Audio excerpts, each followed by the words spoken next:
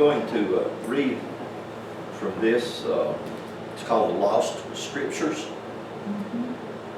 These were found in clay jars in 1946, 47, 48, somewhere in that period of time. At the same time that they found the Dead Sea Scrolls. How many of y'all have ever heard of the Dead Sea Scrolls? Everybody, just how many of you ever heard of the Lost Scriptures? Just a very few. Isn't that something? Why would that be? They were found about the same time. These Lost Scriptures were found in a cave in Nag Hammadi, Upper Egypt. The Dead Sea Scrolls were also found in a similar setting like that.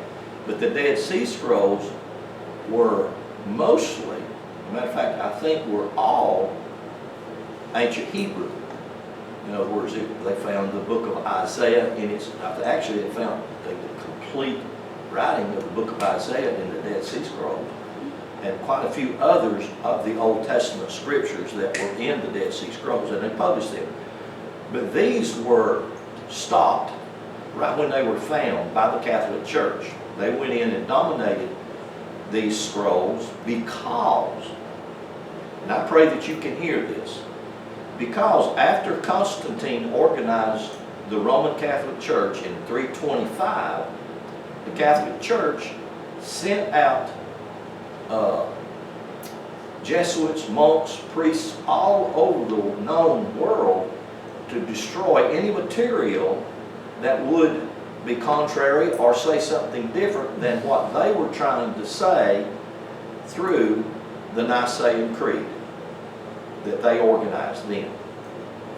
In organizing that, the Catholic Church in 325, they actually killed quite a few bishops from different places around the known world, civilized world at that time. They killed a lot of them who wouldn't agree with what they were trying to do. And so most people don't know that, but that history is just easily available to anybody that wants to research it. Matter of fact, if you've ever seen Dan Brown, he had several books that he wrote. They weren't written as historical documents, but they did have some history woven in the movies. Did y'all see the movie Angels and Demons? That's a phenomenal movie, and it tells some of the history that is actually true of the Catholic Church that they would like to bury, but they can't because it's just everywhere. You can't bury some of the things they have done over the years. So these books were held back until around 1988. Then they released them and published them because of demand. So these were books that were written prior to 325. And they described what was known as the early Christian church, which was started around 325, 350 BC. Did you hear that? So I want you to get that, because that's a tough. Most people don't get that at all. 350 BC. In other words, before Jesus. And yet they were called Christians. 350 years before Jesus. And they were called Gnostic Christians. Now, I realize that this kind of shakes most people's mind. How could they be called Christians? Because we thought Jesus started Christianity. Didn't you? I know you did. No, he didn't. Christianity started 300 years plus before the story of Jesus come on the scene, because the story of Jesus was another telling of the same story that had been told with a lot of different characters' names in a lot of different nations, literally all over the world.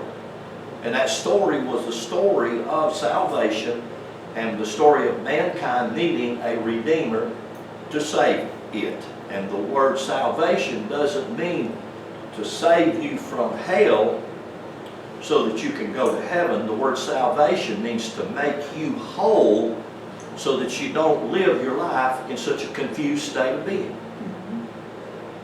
See, you have to think about what I just said. Yeah. So what does salvation mean? It means to make you whole. If anybody can look the word up, you can look the word up, salvation, in any Greek or Hebrew concordance, and you will see the word means make whole. The word save, are you saved, also means to make whole. It does not mean pray a special prayer. It does not mean you're going to say something and get to go to heaven and shun hell. It has nothing to do with that. All of those ideas or those beliefs were added to what was known as Gnostic Christianity. So the Gnostics, it's the Greek word that's used in the Gospel of John, chapter 8, where Jesus said, you shall know. The word know is the Greek word gnosis, which actually means knowledge that comes from within your being, not outside your being. In other words, it's knowledge that's in you and has always been there, but you don't know how to access it. Is that also called intuitive? Yeah, intuition. That's another word for it, intuition. But the Gnostics were prolific writers, and none of them wrote, they didn't write alike. They wrote according to the community they lived in. They wrote according to their national ideologies. And so many people thought they were contradictory, but they were not. They were writing about many different things that were intuitive, things that were within you, things that were what we would call spiritual. And so I'm going to read you, and a lot of people, this has become the most popular of the Gnostic writings, the book of Thomas, the Gospel of Thomas. And when the Catholic Church was trying to form the book you have in your Bible called the Bible, if you have one, I hope you do. If you don't, go over there and get you one, because you'll want to see some of the things I will share from one of those. It don't matter to me what translation it is, but you'll want to see some of the things I'll share, because it will help you to know that you already know. You got that? Because you already know this. I really can't. I can't really teach you anything that you already know, because you already know this, but I can bring you into remembrance of what you already know. You understand? To remember it, I'm not talking about just to have it come back to your cognition. I'm talking about to remember it to you. In other words, to put it back in place. You know, to remember something, to put it together again, to put it back in place. Because you already have it. You already know this. But I'll bring it to your cognition, and you say, oh, yeah, okay. So you know that. So the Gospel of Thomas was looked at to go in the place of the Gospel of John in the four Gospels. Because they had dozens and dozens of Gospels to pick from. Most of them they burned because they didn't want them. And the reason they burned them is they could not literalize them. In other words, they couldn't take the stories that they proclaim and say this is a literal historical story, because of the content and the context of those stories, which you will hear this in the Gospel of Thomas. That's why they burned it. They destroyed it. They sent people all over the earth destroying. And not only did they do that to try to destroy the literature or the writings, they went to temples and tried to destroy phenomenal temples all over the world. Down in Egypt, they went down there and destroyed temples off the Nile River. They destroyed the Alexandrian Library around 360 after they formed the Catholic Church. They went to Greece and destroyed the Temple of Apollo, one of the most phenomenal temples in the world. It had been there for thousands of years, and they went over there and destroyed that temple, pulled it down. And you got to think that had to be a tremendous threat to what they were trying to do for them to do that. I mean, why would you want to do that? You say, well, it's in opposition to, well, hey, if what you're trying to prove is proof, why do you want to tear something else down just to show it? You hear what I'm saying? I'm not trying to tear Christianity down at all. I'm trying to prove it for what it really is.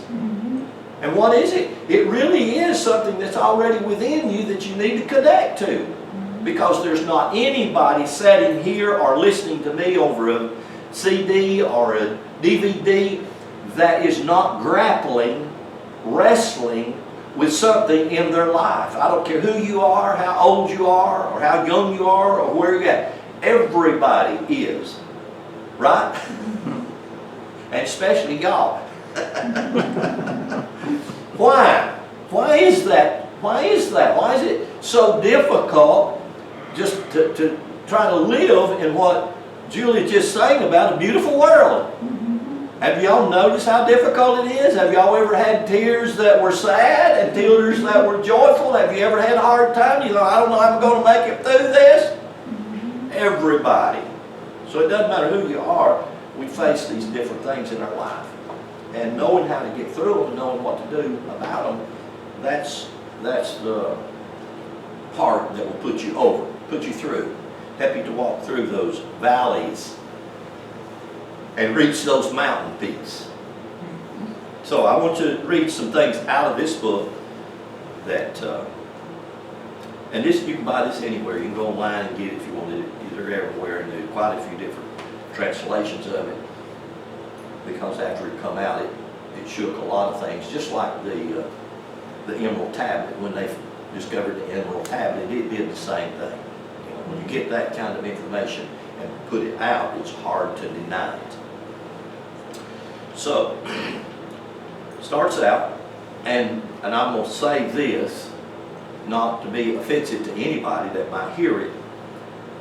The story of Jesus was, in my opinion, the most phenomenal telling of the story of salvation. Not because, or not that he was a historical, literal character, but it's the telling in that story that is the same truth that's the telling of any story that really pricks your heart and resonates with your inner being. Because that's what you need to get a hold of. That's what you want. You want that. So I say, and I've always said that the story of Jesus is one of the greatest phenomenal stories told, but so is the story of Buddha, a phenomenal story. He wasn't a literal character. A lot of people think that he was. And the list just goes way on in all different, the story of Horus, which sounds like Jesus. You remember I shared this with you, and anybody can look this up. There was no Jesus, J-E-S-U-S, until after middle 1600s. That's when English added a J to their alphabet. Prior to that, they didn't even have a J in the alphabet. So that's a whole different, and anybody can check that out and see that for sure and say, well then who was that character? The character before the 1600s, the character was Iusus. And where does the character Iusus come from? That comes from Latin, which comes from the ancient Hebrew, Yahshua, which is salvation. So it's like a domino effect. They draw from one character, change the name to it, but to tell us a different story of another character, but it's the same story. Told in different cultures, different nations, different places. So here's what he says.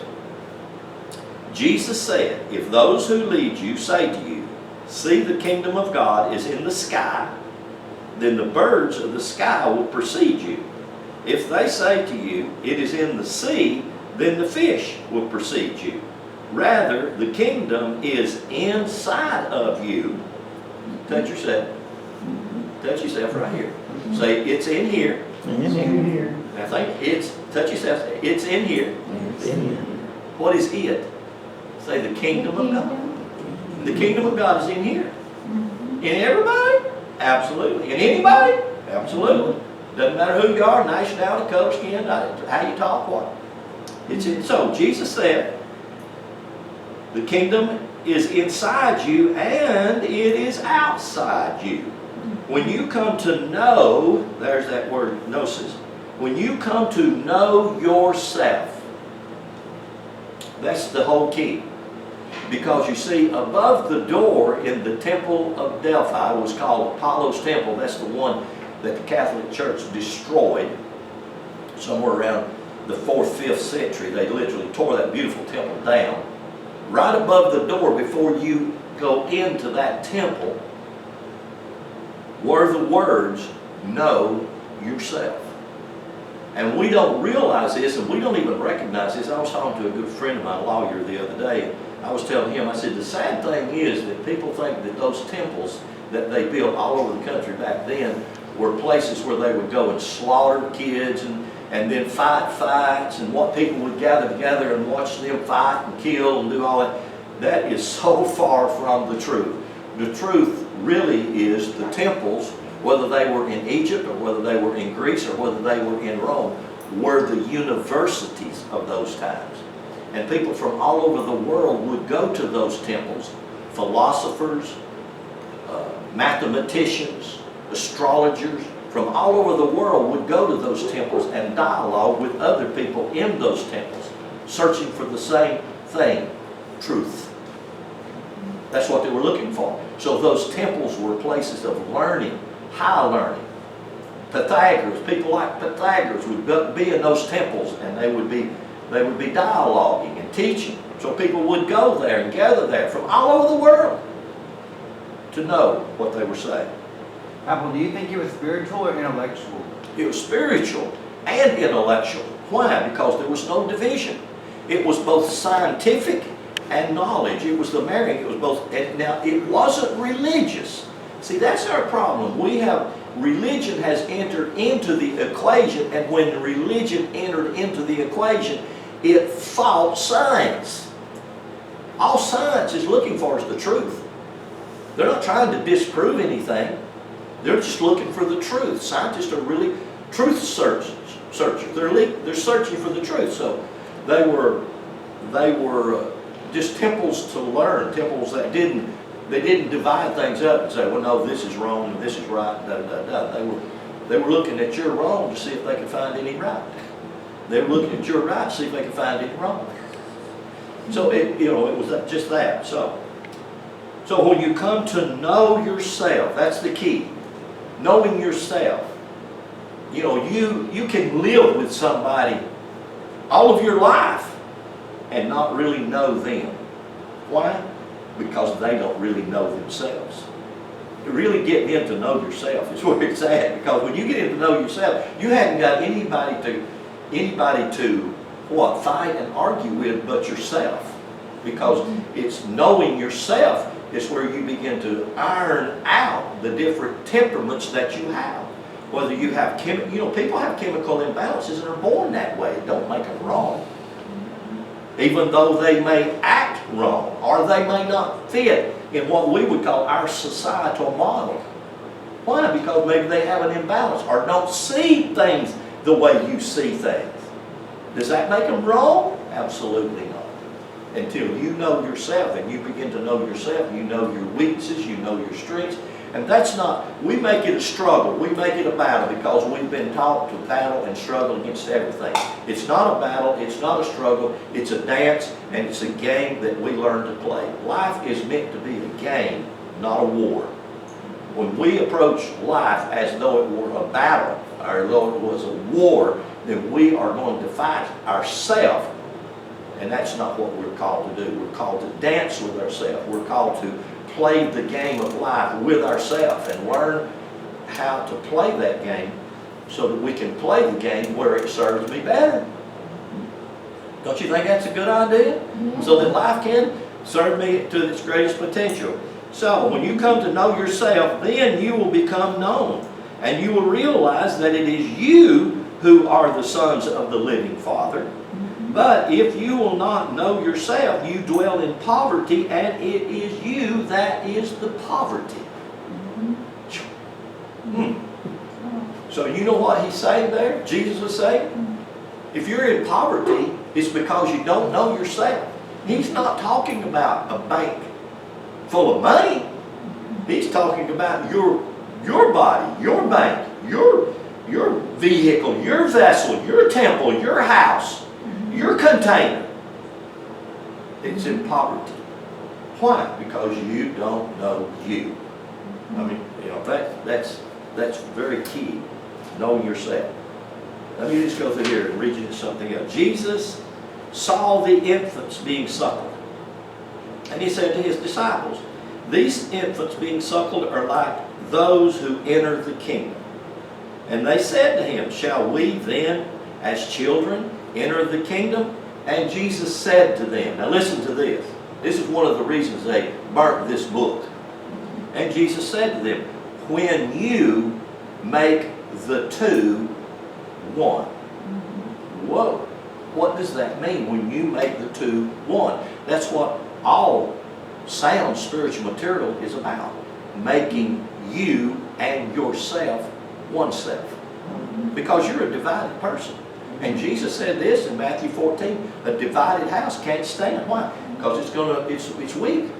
Matter of fact, the Gospel of James, James said, let not a Diosuki, double-minded man think he can get anything from God. Does that, do you say, Brother Lynn, that I'm double-minded? Absolutely, I'm saying that. I'm saying we all are. We have the mind, the physical body that we try to protect, and we have the mind of the spirit that we don't know anything about. And it's a matter of marrying those two minds so that the two become one. That's what the Bible is all about. Make the two one. That's the first step in the walk of you becoming whole. That's step number one. Making the two one. And I'll show you that in just a little bit. So let me read this further. Jesus said to them, when you make the two one, and when you make the inside like the outside, and the outside like the inside, and the above like the below, when you make the male and the female one and the same. Whoa, now stop right there. That's not literal. You can't make that literal. You can't make a man and a woman the same thing. What in the world does that mean? Tear that page out. No, burn that book. Get rid of that, because that's what Jesus said. So you have to understand, Jesus is a mythical character in a story that's being told for a purpose. And what is that purpose? That purpose is for me to find out how to unite myself with myself. How am I going to become whole? That's the whole meaning of salvation. Be whole. Be one with yourself. Now listen to what he said. When you make the two one, when you make the inside like the outside, and the outside like the inside, the above like the below, when you make the male and the female one and the same, so that the male not be male, nor the female be a female. Now how are you going to do that? You have to understand, this is not literal. This hadn't got anything to do with physical. This hadn't got anything to do with taking a male penis and chopping it off and saying, now you're going to be a female. That is bull. It's crazy to think that way. So what in the world is this trying to say? My right brain, whether I'm a man or a woman, and my left brain, whether I'm a man or a woman, is male and female. And what am I going to do? I'm going to learn how to utilize both my right brain and my left brain, my male and my female, and marry them so they be one. So that I think clearly. That's the whole purpose of it. So listen again, hear what he's saying. When you make like the below, when you make the male and the female one and the same, so that the male not be male, nor the female female, and when you fashion eyes, when you fashion eyes in place of eye, one, eyes, two, in place of one, what is he saying? You see, your pineal gland is called the eye of God. Your pineal gland is right there between your left and right male and female hemispheres of your brain. It's right when you learn to see things through your pineal gland. That's the eye of God. So let me read that again. So when you fashion eyes, two, in place of an eye, one, and hand in place of a hand, and foot in place of a foot, and likeness in place of likeness, then you will enter the kingdom in you. Wow, that's good stuff, isn't it? Let me read you some more out of this little book. And Jesus said, if they say to you, where did you come from? Say to them, we came from the light. Did you know that? You did. You came exactly from the light. You know. goes all over me. If they say to you, where did you come from? Say to them, we came from the light, the place where the light came into being on its own accord and established itself and became manifest through image. If they say to you, is it you? Say, we are its children, and we are the elect of the living Father. If they ask you, what is the sign of your Father in you? Say to them, it is movement and peace. Movement is vibration. Peace is where you settle. Say to them, it is movement and peace. And his disciples said unto them, when will this peace, when will this repose of the dead come about, and when will the new world come? He said unto them, he said, listen to them. They said, when will this going to happen? And he said unto them, when you look forward, what you look forward to has already come. People right now in religious circles, because of what's going on in the world's history scene, people right now, especially in Christianity, saying it's the end of the world. Yeah. Jesus is coming back, etc. And what Jesus said here, tell them, said, it's already come. I mean, Jesus said exactly the same thing in Luke chapter 17. He said, don't go down there. Don't go to Jerusalem looking for the kingdom. Don't go around the world looking for the kingdom, because the kingdom is inside you. And he never changed. It's always been the same thing. Let me read you one other out of this little book. I'll quit. I mean, you can go through this little book and it's just saying after saying after saying that it's just profound. It's awesome. Jesus said, when you make the two one, you will become the sons and daughters of man, and when you say, mountain, move away, it will move away. In other words, what he's saying in that is, when you have united yourself with yourself, you will walk in the power of the Spirit, and you will speak to the calamity of your life, the mountain of your life, the problem of your life, the obstacle of your life. You will say to it, move, and it will move. You'll move it out of the way. He's not talking about a literal mountain. He's not talking about Fort Mountain. He's talking to Fort Mountain and tell him what will be gone. No, nothing at all. He's talking about the mountains that are in your life, the things that are in my life, the things that happens to us. So, I want you to go with me to the book of Ezekiel, and we're going to talk about making the two one, because it's all about that. Find Ezekiel.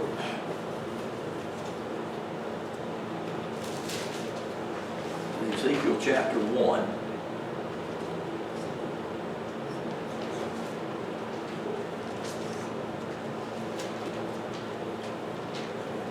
And you remember we said a week or so ago, a couple of weeks ago, I think, the names of these different Old Testament books. The name of the book describes the story in the book.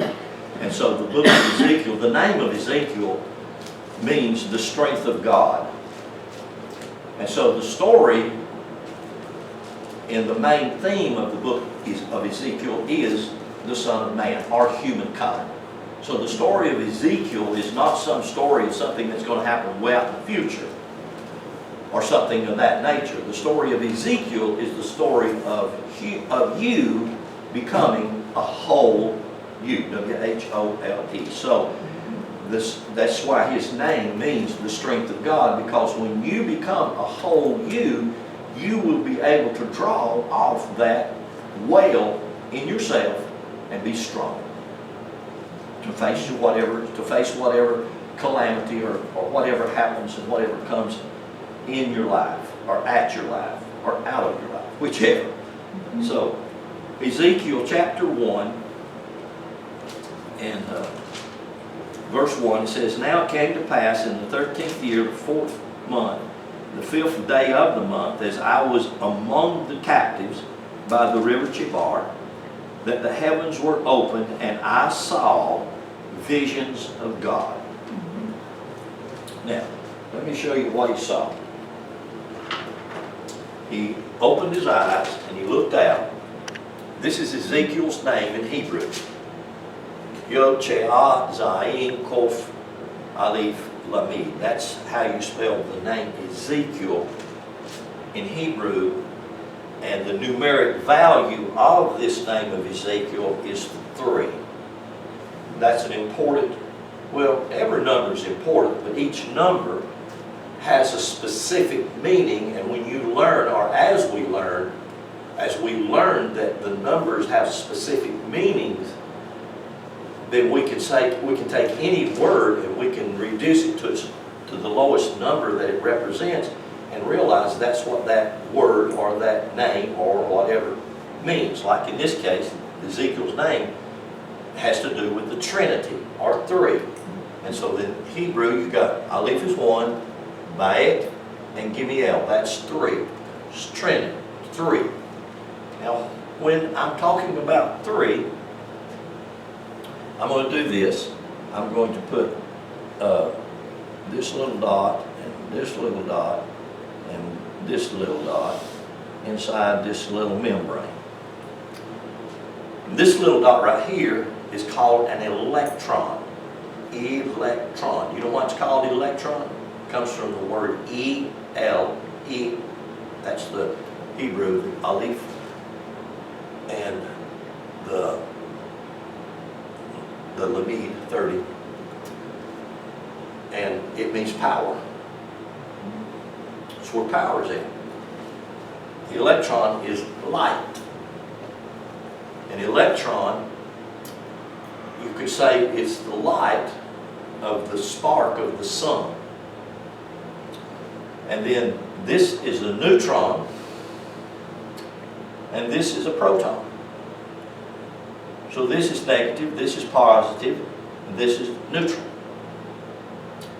So you can say actually that this is male and female and the offspring.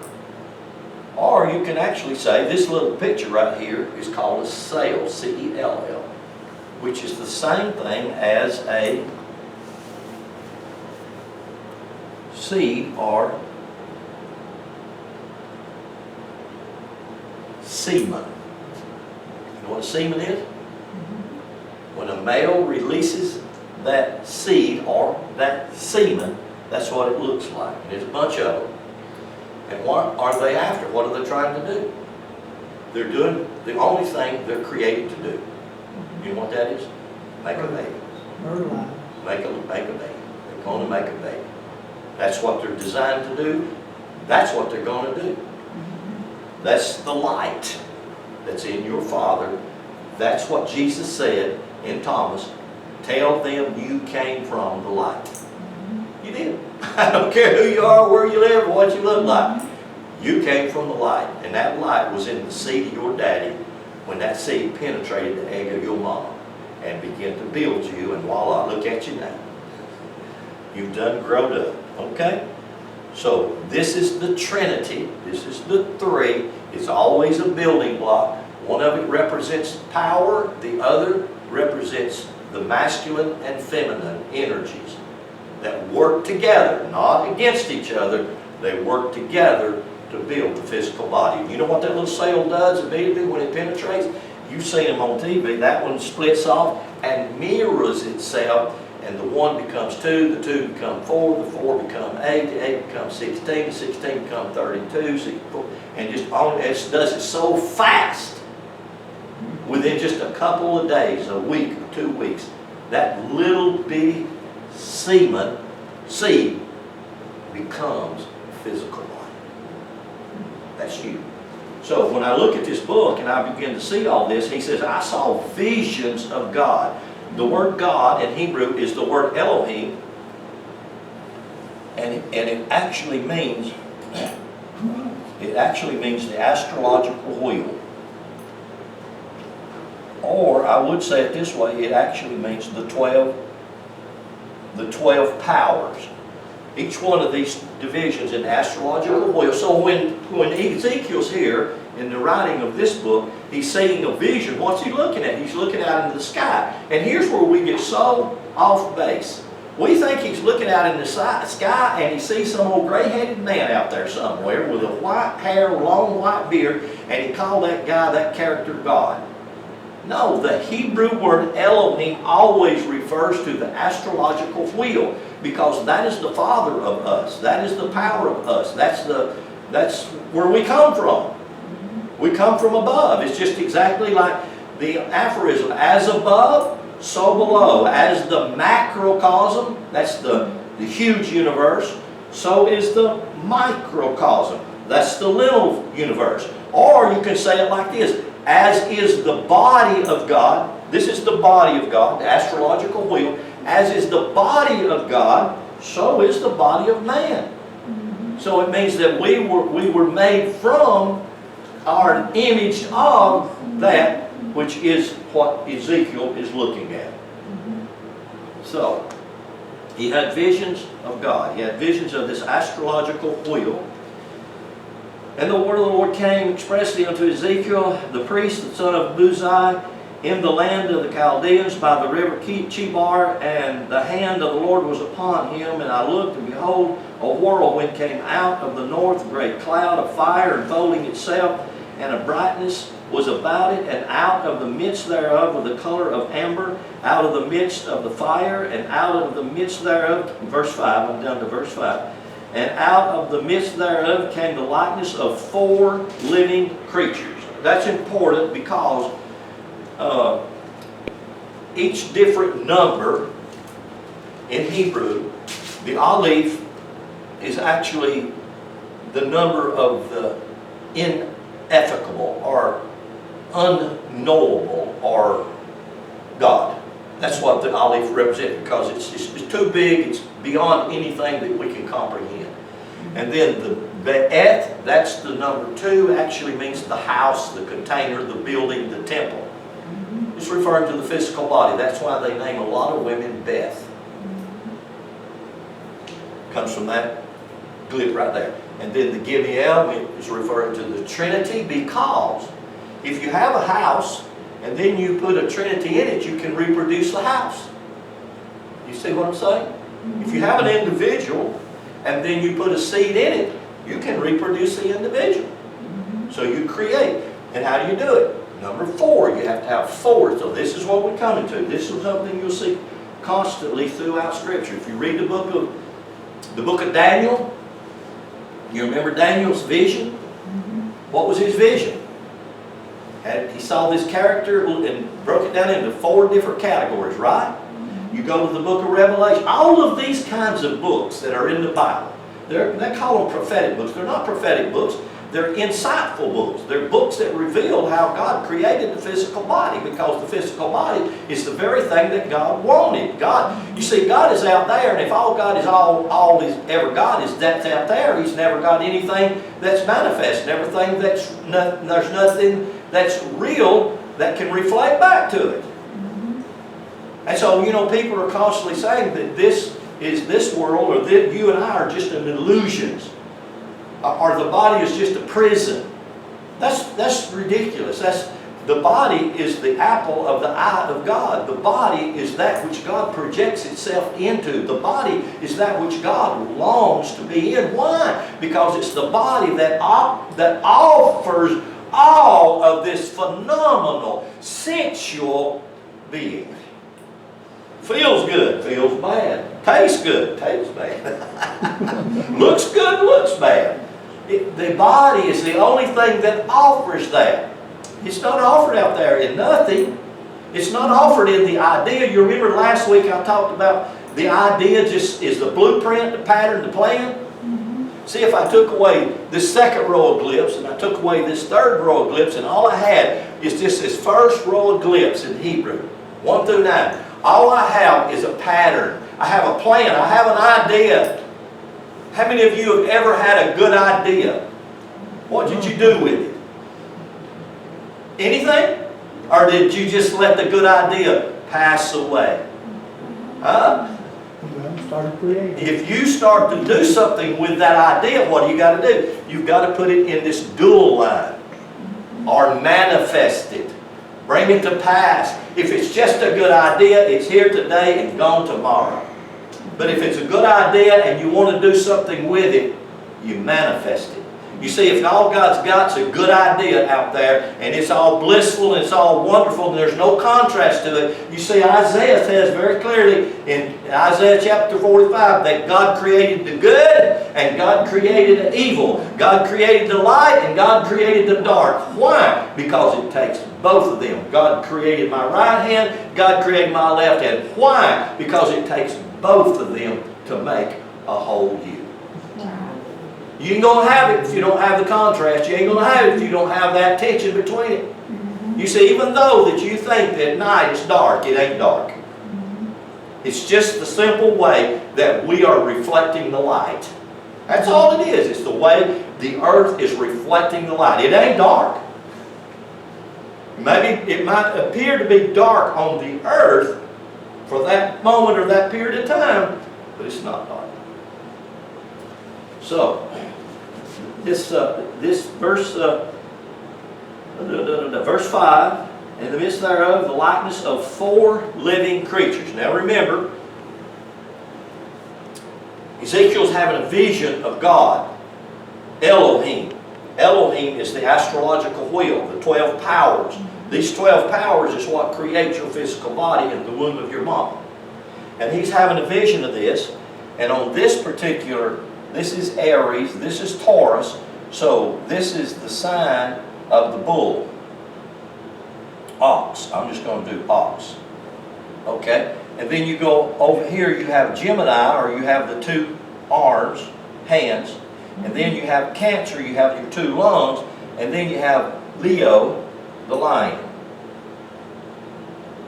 You come down here, you have Virgo, the womb.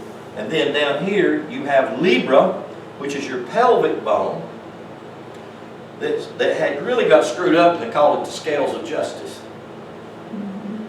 You could call your pelvic bone and your 2 legs the scales of justice, if you wanted to, but actually they're the scales of balance, and how you walk and how you balance your life will determine how you'll live your life and how your life will come out.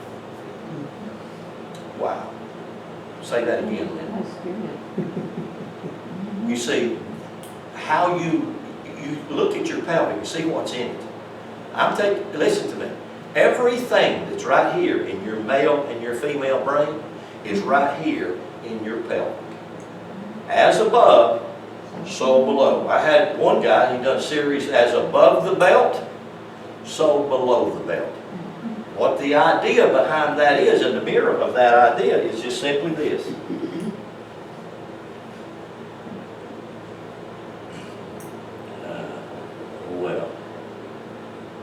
This one is the yin and the yang, and the reason I do this is because this one is in the middle. And you have this that's above, and you have this that's below. And this is the heart. This is the place it's always divided. It's always the yin and the yang. It's always the place you'll wind up having to go back to. It's your heart, the core of your being. You always have to walk between the two. You see this? You talk about, you remember the story, and Moses got to the sea there, and they called it the Red, R-E-D, should have been translated as Reed, R-E-E-D, Green Sea, because if you follow chakra colors, this is green. Your heart chakra is always green if you use Eastern terminology. Or if you use the Bible story, God said, I'll give you a sign, and it's the sign of the rainbow in the sky, because the sign of the rainbow in the sky is the sign of you. As a matter of fact, just hold your place right here in Ezekiel, and if you will go with me to Psalms 134 real quickly, let me show you something. Julie, do you have your Amplified? Good, that'd be good. Or the Living Bible, if anybody has a Living Bible. Both of these are really good to share what I'm fixing to say. But just follow me with this, if you will. Just Psalms 139 in verse 7. And it says, where will I go from the Spirit, or where shall I flee from your presence? Think about that. Where can I go, or where can I hide from the presence of God? Can I hide myself in drugs or alcohol or sex or can I just run away? Can I move to another country and it'll all be better? Huh? The answer to that is no. There's nowhere you can go. You know what it's best to do? Stand your ground. Stand and bring balance to where you're at. Chew on it. Verse 7. Where shall I go from your spirit, or where shall I flee from your presence? If I ascend into the sky, heaven, you're there. If I make my bed in hell, in the earth, you're there. Huh? If I take the wings of the morning, and I dwell in the uttermost parts of the sea, even there shall your hand lead me, and thy right hand shall hold me. If I say, surely the darkness shall cover me, even the night shall be light unto me. Yea, the darkness hides not from thee, but the night shineth as the day. Ooh, isn't that good? Even the night shines as the day. The darkness and the light are what? They're just alike, God. He created them both. They're not one better or different than the other. Verse 13. For you have possessed my reins, you have covered me in my mother's womb. Look at that. You have covered me in my mother's womb. Actually, what he's saying there is you created me where? In my mother's womb. He says in Isaiah, you built me in my mother's womb. Always referring to who? Always referring to Elohim, God, the astrological wheel. Built you where? In your mother's womb. From what? From that semen, that seed that your father released. Don't care if he was raped. It was your time to come forth. Whatever reason. You know, you can work that one out between you and God. You and your sword. All right, look at this now. Boy, this is good stuff. For you have possessed my reins. You have covered me in my mother's womb. I will praise you, for I am fearfully and wonderfully made. Marvelous are your works, and that my soul knows right well. Your soul knows everything that I'm saying to you right now.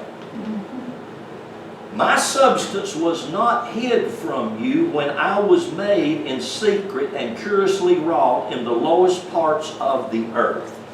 That verse 15, read that verse from the Amplified Bible. Down here.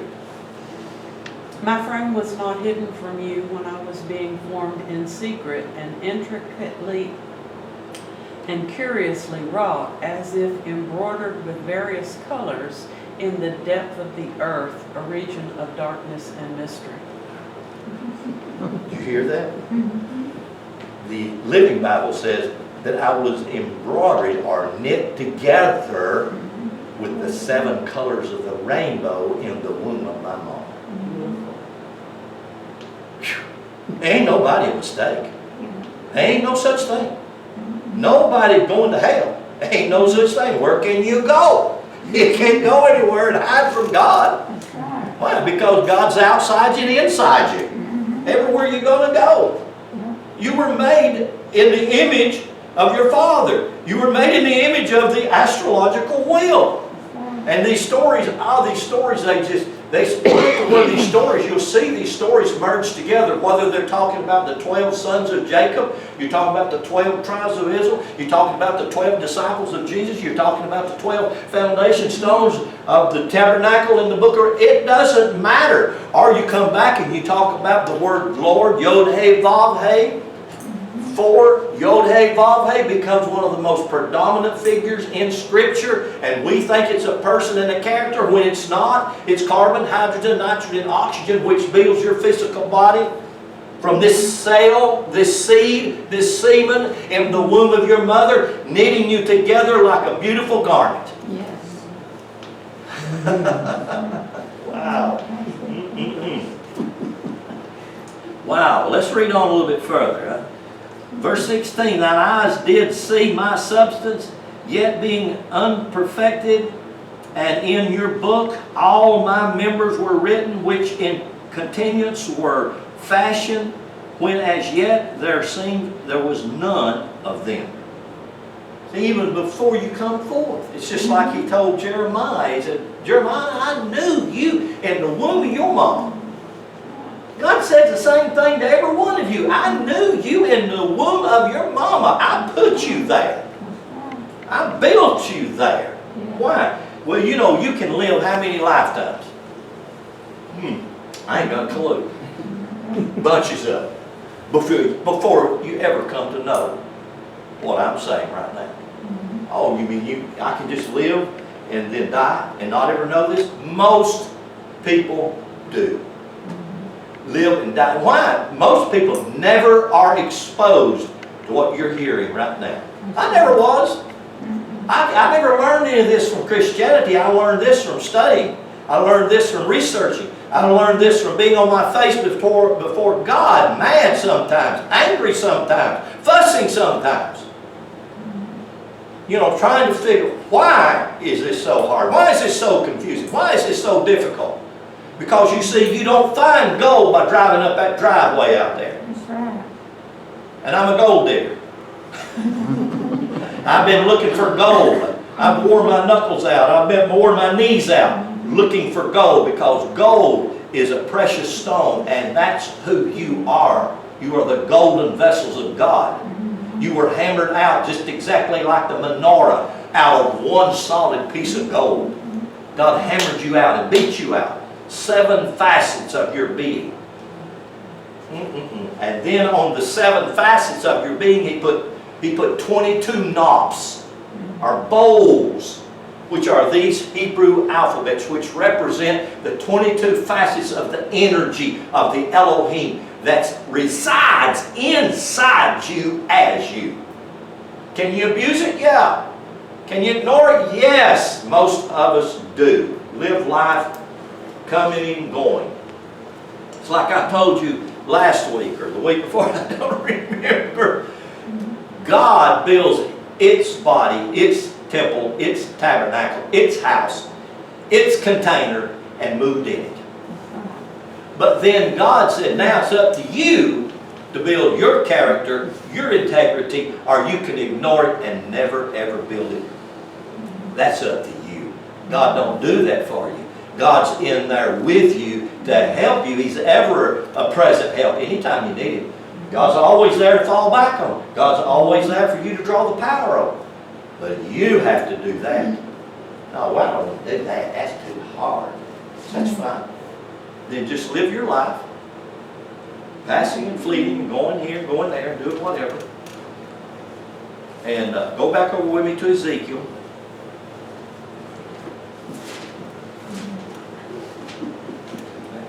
A little ragged there, Chase, but something that you need to see. But I want you to see this right now, okay? We're back over here, Ezekiel chapter 1, verse 5. Out of the midst thereof came the likeness of 4 living creatures. Now, this is coming out of the midst of God, because that's what he's having a vision of, remember? That's right. He's having a vision of God. And now he's divided this vision of God up into 4 members. And he said, out of that I saw these 4 creatures coming out of this astrological wheel, because that's what God is. So you have, and this is called the Maseroth in Hebrew. The word Maseroth in Hebrew actually means the zoo in the sky. And that's exactly what this is. It's filled with all kinds of animals. It's filled with the virgin woman. It's filled with the man, Aquarius. It's filled with all kinds of animals. It's got snakes running in and throughout it. Rivers. We was talking about the river of Jet stream. I'm trying to think of what the weather people call themselves now. What Atmospheric rivers. I forget. There's a technical name for a weatherman. Meteorologist. Meteorologist. Yeah. Yeah, meteorologist. Is that right? Yeah. Okay. You're right. Golly bum, it ain't right. Is that all? Meteorologist or something, whatever. You know, they're learning to view that. They've got machines now that are beginning to help us to look out there into that and see that there really is a river You remember I told you about the book written by Chagrin, and the name of the book is There Is a River, and it's the life story of Edgar Cayce. If you never read it, you should buy it and read it. It's a phenomenal story because Edgar Cayce was one of the most phenomenal people living in the last century. I mean, he was phenomenal. Did things that were just, things that were unheard of and unbelievable, but he did them, and he did them by the power of God that was in him. He went to sleep for just a few minutes on a cot or on a couch, and he would go into that dream for just a few seconds, a few minutes, and he would tell you what you wanted to know, or he would see your body and tell you exactly what was wrong with it and where it was at in you. And he was like almost 100% correct every time. It was phenomenal. The one Totally mistake he had was because he did a reading, and after he did the reading, it turned out that he had done the reading on an identical twin of that person. And the reading that he did for the twin was right, but it was technically wrong because it didn't apply to the person he did the reading on. Yeah. So if you never read the book, There Is a River, it's a fun read. I mean, it's not, usually it's not the kind of a book I would read because it's a story. You know, usually what I'm researching is just I'm trying to find truth or principles or what have you. Let me get these four finished because I'm already out of time. And I am not even started good. So there are 4 living creatures. So you got the ox, you have the lion, then we got down here to Libra, the place of balance, also the place of creation. You've got to own your pelvic. If you don't own your pelvic, you realize your pelvic can take you in all different kinds of places throughout life. Some places that you won't want to go. Some of them I've been there and tell you up front, you don't want to go there. I've experienced the hurts and the pains that my pelvic would give to me through the things that I did, things I wish I hadn't have done, but things I did that hinder me and slow me down. You know. So, you get to Libra, and then you come to Scorpio, or the archer, and many times his picture is described that way, the archer or Scorpio, the stinger. And then you come around here to Sagittarius, then you come to Capricorn, the knees, and then you come to Aquarius, the man. Now he said, I saw 4 living creatures. Look at this. We'll close with this passage right here in chapter 1, verse 5 of Ezekiel. We'll pick up here next week. He said, also out of the midst thereof came the likeness of 4 living creatures, and this was their appearance. They had the likeness of a what? Man. All of them had to look like a man. Everyone had 4 faces, and everyone had 4 wings. On their feet, straight feet, and the soles of their feet was like the soles of the what? Calf's foot, the ox. And they sparkled like the color of burnished brass, and they had the hands of a man under their wings on the 4 sides, and their 4 faces and their 4 wings. Their wings were joined together with one another, turned, went, Verse 10, it says, as for the likeness of their faces, the 4 had the face of a man, Aquarius, had the face of a man. They had the face of a lion, Leo. Yeah. Look at this. On the right side, and on the 4 had the face of an ox, Taurus, and the 4 had the face of an eagle, Scorpio, which is the bird that flies, an arrow that flies into the sky. You see what he saw? You can argue with that all day long if you want to. And you can draw all kinds of crazy pictures about some creature that's got all this stuff going on inside. And that's cartoon. And that's exactly what they've done with this Bible, trying to make it cartoon, and it's almost laughable. It is. It's almost laughable because they tried to make all this literal. It is not literal. It's mythical. It is a fabulous story that when you see this story, you realize you see yourself. Because this is who you are. It's all this that builds you. It's all this that God put together to make you what you are made to be. So, I will just disconnect right there. Goodness. That couldn't be.